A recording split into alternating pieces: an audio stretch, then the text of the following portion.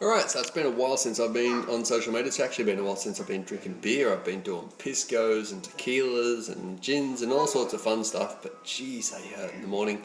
So today, after a long day at work, I went up to Potter's Brewery in the Hunter Valley, which is generally wine country, but they've got some great breweries. And I saw my mate Keith, the beer guy at Potter's, and he put me onto this beer they've recently done.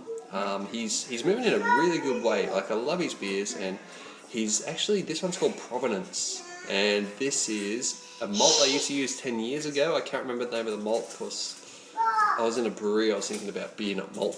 And so what he's done is he's actually got a farm that's growing it. I think it's a fairly local farm, and he's using this malt I used to use 10 years ago, and some Pride of Ringwood hops. It's the first time he's used Pride of Ringwood, which is an Australian grown hop. Which is in all the big boys. But anyway, this one's proved that it tastes really good.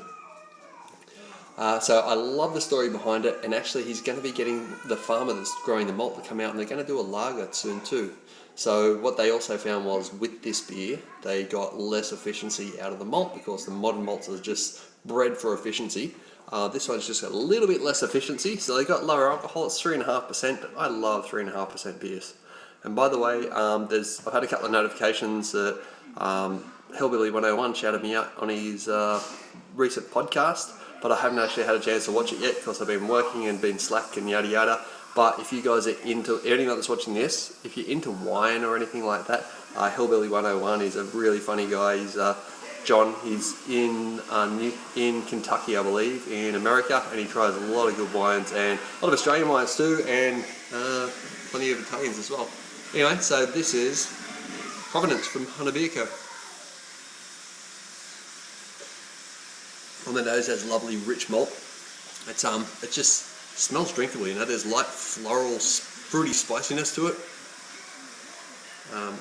Sort of bready malt. It's clean, it's crisp. There's some fruity esters and lovely spiciness from the hops. I've never used Pride of Ringwood, mainly because they're in all the big boys in Australia, and I don't like the taste of that.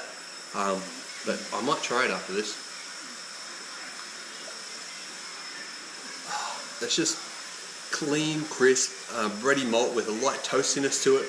It's a medium full body, lovely dry finish.